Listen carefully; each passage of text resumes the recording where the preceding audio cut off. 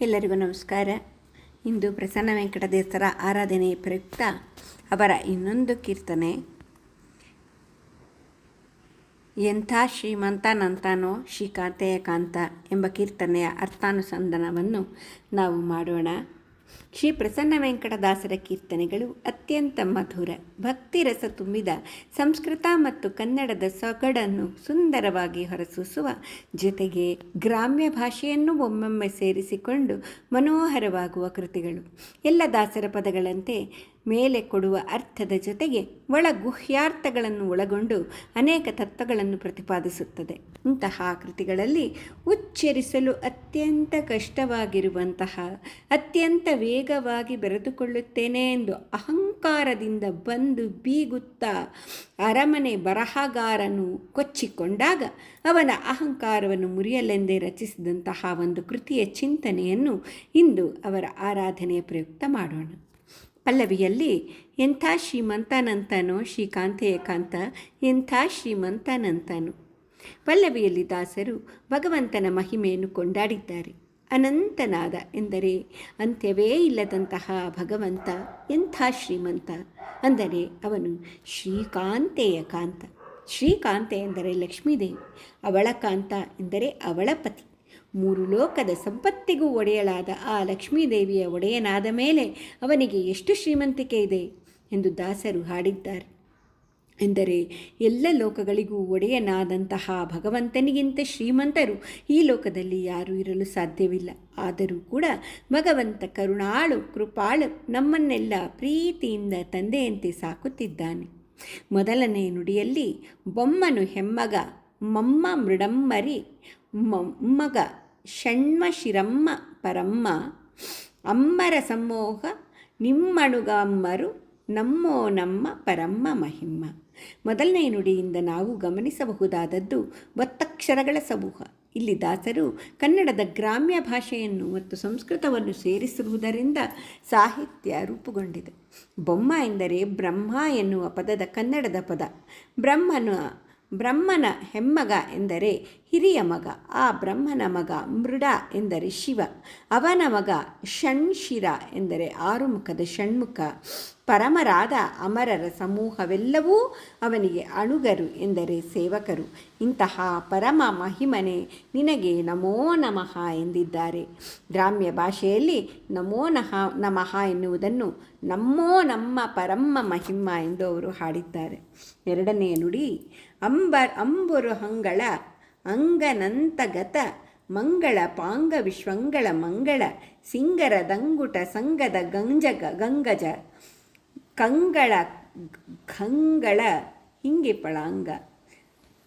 ಎರಡನೇ ನುಡಿಯಲ್ಲಿ ಭಗವಂತನು ಬ್ರಹ್ಮಾಂಡಗಳನ್ನು ತನ್ನ ಹೊಟ್ಟೆಯಲ್ಲಿ ಇಟ್ಟುಕೊಂಡಿದ್ದಾನೆ ಎಂಬ ಭಗವಂತನ ಮಹಿಮೆಯನ್ನು ವರ್ಣಿಸುತ್ತಿದ್ದಾರೆ. ಅಂಬುರುಹ ಎಂದರೆ ನೀರಿನಿಂದ ಬಂದಂತಹ ಗಿಡ ಎಂದರೆ ಕಮಲ. ಅದರಲ್ಲಿ ಬಂದಂತಹ ಅಂಗ ಎಂದರೆ ಅದರಲ್ಲಿ ಹುಟ್ಟಿದ ಬ್ರಹ್ಮ ಅಥವಾ ಬ್ರಹ್ಮಾಂಡಗಳು ಅನಂತ. ಇಂತಹ ಅನಂತ ಬ್ರಹ್ಮಾಂಡಗಳನ್ನು ಹೊಂದಿರುವ ಮಂಗಳನಾದ ಜಗತ್ತಿಗೆಲ್ಲ ಮಂಗಳವನ್ನು ಮಾಡುವವ ಆ ಪರಮಾತ್ಮ ತನ್ನ ಸುಂದರವಾದ ಸಿಂಗಾರವಾದ ಅಂಗುಷ್ಟದಿಂದ ಗಂಗೆಯನ್ನು ಹುಟ್ಟಿಸಿದ್ದಾನೆ. ಅವಳು ಜಗತ್ತಿನ ಅಗಗಳು ಎಂದರೆ ಪಾಪಗಳನ್ನೆಲ್ಲ ಹಿಂಗಿಬ್ಬಳು ಎಂದರೆ ಕಳೆಯುತ್ತಾಳೆ. ಈ ನುಡಿಯಲ್ಲಿ ಭಗವಂತನ ಅಪಾರವಾದ ವ್ಯಾಪ್ತಿ ಮತ್ತು ಎಲ್ಲದಕ್ಕೂ ಸೃಷ್ಟಿಕರ್ತ ಎನ್ನುವಂತಹ ಮಹಿಮೆಯನ್ನು ತೋರಿಸಿದ್ದಾರೆ. ಜೊತೆಗೆ ವಾಮನ ಅವತಾರದಲ್ಲಿ ತ್ರಿವಿಕ್ರಮನಾಗಿ ಬೆಳೆದಾಗ ಬ್ರಹ್ಮಾಂಡದ ಕಟಾಹ ಒಡೆದು ಗಂಗೆಯ ಉತ್ಪತ್ತಿಯಾದ ಭಾಗವತದ ಕಥೆಯನ್ನು ಕೂಡ ಸೇರಿಸಿದ್ದಾರೆ. ಮೂರನೆಯ ನುಡಿ ಪನ್ನಗ ಪನ್ನಶಯನ್ನ ಮಹೋನ್ನತ ಪನ್ನಗ ವರವ ಹನ್ನರ ತುನ್ನ ಭವಾರ್ಣ ಸುಖೋನ್ನತ ರನ್ನಗ ರನ್ನಿಜ ನಿನ್ನೆದುರಿನ್ಯಾರೈ ಎನ್ನೊಡೆಯನ್ನೇ. ಮೂರನೇ ನುಡಿಯಲ್ಲಿ ದಾಸರು ಭಗವಂತನು ಹಾವಿನ ಹಾಸಿಗೆಯ ಮೇಲೆ ಮಲಗಿದ್ದಾನೆ ಎನ್ನುವುದನ್ನು ಪನ್ನಗ ಶಯನ ಎನ್ನುವುದರ ಮೂಲಕ ಹೇಳಿದ್ದಾರೆ. ಪನ್ನಗ ಎಂದರೆ ಹಾವು, ಶಯನ ಎಂದರೆ ಮಲಗಿರುವವನು. ಅಷ್ಟೇ ಅಲ್ಲ, ಪನ್ನಗವರ ವಾಹನ ಎಂದರೆ ಹಾವುಗಳನ್ನು ಸಂಹರಿಸುವಂತಹ ಗರುಡನೇ ವಾಹನವಾಗಿರುವವನು. ಅವನು ರತ್ನ ಎಂದರೆ ಸದ್ಗುಣಗಳ ರಾಶಿ. ಭವಾರ್ಣ ಸುಖೋನ್ನತ ಎಂದರೆ ಭವವೆಂಬ ಸಾಗರಕ್ಕೆ ಅತ್ಯಂತ ಸುಖವನ್ನು ಕೊಡುವ ಪರಮಾತ್ಮ ಎಂದು ಹೇಳಿ 2 ಪದಗಳನ್ನು ಉಪಯೋಗಿಸಿದ್ದಾರೆ. ಒಂದು ರನ್ನಗ ಎಂದರೆ ಅತ್ಯಂತ ಕಾಂತಿಯುತವಾದ ರತ್ನ, ಇನ್ನೊಂದು ರನ್ನಜ ಎಂದರೆ ಕತ್ತಲನ್ನು ಕಳೆಯುವ ಕಾಂತಿಯುಳ್ಳ ರತ್ನ. ಅಂದರೆ ಭಗವಂತನ ಕಾಂತಿ ಎಷ್ಟಿದೆ ಎಂದರೆ ಅದು ಅಜ್ಞಾನವೆಂಬುವಂತಹ ಅಂಧಕಾರವನ್ನು ಕಳೆದು ಸುಜ್ಞಾನವೆಂಬ ಬೆಳಕನ್ನು ಜಗತ್ತಿಗೆ ನೀಡುತ್ತದೆ ಎಂದು ದಾಸರು ಹೇಳುತ್ತಿದ್ದಾರೆ. ಇಂತಹ ನಿನಗೆ ಸರಿಸಮಾನರು, ನಿನ್ನ ಎದುರಿಗೆ ನಿಲ್ಲುವಂತಹವರು ಈ ಜಗತ್ತಿನಲ್ಲಿ ಯಾರಿದ್ದಾರೆ ಎಂದು ಪ್ರಶ್ನಿಸುತ್ತಾರೆ. ಭಗವಂತನ ಸರ್ವೋತ್ತಮತ್ವವನ್ನು ಪ್ರತಿಪಾದಿಸುತ್ತಿದ್ದಾರೆ. 3ನೆಯ ನುಡಿ ಬಲ್ಲ ಕೈವಲ್ಯಜ್ಞರೊಲ್ಲಭ ಸುಲ್ಲಭ ಬಲ್ಲಿದ ಹುಲ್ಲರ ದಲ್ಲಣನಲ್ಲದೆ ಹುಲ್ಲುದ ನನ್ನೊಳವಲ್ಲ ನಿನ್ನಲ್ಲದೆ ಸಲ್ಲದು ಸೊಲ್ಲ ನಿನ್ನಲ್ಲದಿನ್ನಿಲ್ಲ. 3ನೇ ನುಡಿಯಲ್ಲೂ ಕೂಡ ಭಗವಂತನ ಅಪಾರ ಮಹಿಮೆಯನ್ನು ಕೊಂಡಾಡುತ್ತಿದ್ದಾರೆ. ಬಲ್ಲ ಕೈವಲ್ಯಜ್ಞರೊಲ್ಲಭ ಎಂದರೆ ಎಲ್ಲವನ್ನೂ ತಿಳಿದಂತಹ, ಮೋಕ್ಷಕ್ಕೆ ಅರ್ಹರಾದಂತಹ ಎಲ್ಲರಿಗೂ ಒಡೆಯನಾಗಿದ್ದಾನೆ ಅವನು ಸುಲಭ ಎಂದರೆ ಅವನು ಸುಲಭನೋ ಹರಿ ಎಂದು ಪುರಂದರದಾಸರು ಹಾಡಿದ್ದಾರೆ. ಭಗವಂತ ತನ್ನಲ್ಲಿಯೇ ಭಕ್ತಿ ಮಾಡುವಂತಹ, ತನ್ನನ್ನು ಅರಿತುಕೊಂಡಂತಹ ಭಕ್ತರಿಗೆ ಅತ್ಯಂತ ಸುಲಭವಾಗಿ ಗೋಚರಿಸುತ್ತಾನೆ. ಬಲ್ಲಿದ ಎಂದರೆ ಬಹಳ ಬಲಶಾಲಿಯಾದ ಭಗವಂತನು. ಹುಲ್ಲರ ಎಂದರೆ ದೈತ್ಯರ ದಳ್ಳಣ ಎಂದರೆ ಅವರಿಗೆ ಹೆದರಿಕೆ ಮೂಡಿಸುವಂತಹ, ಅವರ ಹೃದಯದಲ್ಲಿ ನಡುಕವನ್ನು ತರಿಸುವಂತಹವನು. ಇಲ್ಲಿ ದಾಸರು ನಮ್ಮ ಅಂತರಂಗದಲ್ಲಿರುವ ಕಾಮ, ಕ್ರೋಧ, ಲೋಭ, ಮೋಹ, ಮದ, ಮತ್ಸರವನ್ನು ದೈತ್ಯರಿಗೆ ಹೋಲಿಸಿ ಅವುಗಳನ್ನು ಭಗವಂತ ಓಡಿಸುತ್ತಾನೆ ಎಂದು ಹೇಳುತ್ತಿದ್ದಾರೆ. ಹುಲ್ಲುದು ನನ್ನೊಳವಲ್ಲ ನೀನಲ್ಲದೆ ಎಂದರೆ ಭಗವಂತ ನೀನಲ್ಲದೆ ಹುಲು ಮಾನವರಿಗೆ ಇದನ್ನೆಲ್ಲ ಸಾಧಿಸಲು ಸಾಧ್ಯವೇ? ನಿನ್ನ ಶಕ್ತಿ ಇಲ್ಲದೆ ಒಂದು ಹುಲ್ಲು ಕಡ್ಡಿಯನ್ನು ಸರಿಸುವ ಶಕ್ತಿಯೂ ಕೂಡ ನನ್ನಲ್ಲಿಲ್ಲ. ನಾನು ಹೇಳುತ್ತಿರುವುದು ಸುಳ್ಳಲ್ಲ, ನೀನಲ್ಲದೆ ಇನ್ನೇನೂ ಇಲ್ಲ ಎಂದು ಭಗವಂತನ ಅಪಾರವಾದಂತಹ ಶಕ್ತಿ ಸಾಮರ್ಥ್ಯ ಮತ್ತು ಮಹಿಮೆಯನ್ನು ಕೊಂಡಾಡಿದ್ದಾರೆ.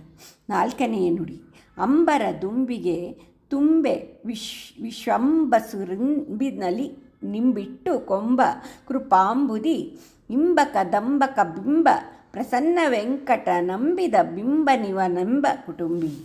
ಕಡೆಯ ನುಡಿಯಲ್ಲಿ ಪ್ರಳಯ ಕಾಲದ ವರ್ಣನೆಯನ್ನು ಮಾಡುತ್ತಾ, ಜಗತ್ತೆಲ್ಲ ನೀರಿನಲ್ಲಿ ತುಂಬಿದಾಗ ವಿಶ್ವವನ್ನೇ ತನ್ನ ಬಸರಿನಲ್ಲಿ ಎಂದರೆ ತನ್ನ ಹೊಟ್ಟೆಯೊಳಗೆ ಇಟ್ಟುಕೊಂಡು ಕಾಪಾಡುವ ಭಗವಂತ ಎಂತಹ ಕೃಪಾಂಬುದಿ ಎಂದರೆ ಕೃಪಾಸಾಗರ. ಇಂಬ ಎಂದರೆ ಆಶ್ರಯ, ಕದಂಬಕ ಎಂದರೆ ಸಮೂಹ. ಇಲ್ಲಿ ಸಕಲ ಜೀವ ಸಮೂಹಕ್ಕೂ ಆಶ್ರಯನಾಗಿರುವಂತಹ ಬಿಂಬಸ್ವರೂಪಿಯಾಗಿರುವಂತಹ ಭಗವಂತನಾದ ಪ್ರಸನ್ನ ವೆಂಕಟನು ನಂಬಿದವರಿಗೆ ಬಿಂಬ ನಿವನೆಂಬ ಕುಟುಂಬಿ ಎಂದಿದ್ದಾರೆ.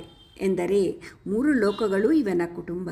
ಆ ಕುಟುಂಬದವರಲ್ಲಿ ಇವನನ್ನು ನಂಬಿದಂತಹ ಭಕ್ತರಿಗೆ ಇವನು ಬಿಂಬನಂತೆ. ಎಂದರೆ ಪ್ರತಿಬಿಂಬ ಹೇಗೆ ಬಿಂಬ ಚಲಿಸಿದಂತೆ ಚಲಿಸುತ್ತದೆಯೋ ಹಾಗೆ ನಾವೆಲ್ಲರೂ ಭಗವಂತ ನಡೆಸಿದಂತೆ ನಡೆಯುತ್ತೇವೆ ಎಂದಿದ್ದಾರೆ. ಮೇಲ್ನೋಟಕ್ಕೆ ಕೇವಲ ಅಹಂಕಾರವನ್ನು ಕಳೆಯಲು ಕಷ್ಟದ ಪದಗಳನ್ನು ಉಪಯೋಗಿಸಿದಂತೆ ಕಂಡರೂ ಬಹಳ ತೂಕವಾಗಿ ಭಗವಂತನ ಗುಣಮಹಿಮೆಯನ್ನು ವರ್ಣಿಸುತ್ತಾ ಅವನ ಸಚ್ಚಿಂತನೆಯನ್ನು ಮಾಡಿದ್ದಾರೆ. ಇದು ಅವರ ಶಬ್ದ ಭಂಡಾರ ಮತ್ತು ಜ್ಞಾನ ಭಂಡಾರದ ದಿಗ್ದರ್ಶನವನ್ನು ನಮಗೆ ಮಾಡಿಸುತ್ತದೆ. ಇಂತಹ ಪ್ರಸನ್ನ ವೆಂಕಟದಾಸರ ಆರಾಧನೆಯ ದಿನ ಅವರಿಗೆ ನಾವೆಲ್ಲರೂ ವಂದಿಸುತ್ತಾ ನಮ್ಮಲ್ಲೂ ಜ್ಞಾನ ಭಕ್ತಿ ವೈರಾಗ್ಯಗಳನ್ನು ಹೆಚ್ಚಿಸಿ ಎಂದು ಪ್ರಾರ್ಥಿಸೋಣ. ಶ್ರೀಕೃಷ್ಣಾರ್ಪಣಮಸ್ತು. ಡಾಕ್ಟರ್ ರೂಪಶ್ರೀ ಶಶಿಕಾಂತ್, ದಾವಣಗೆರೆ. ಧನ್ಯವಾದಗಳು.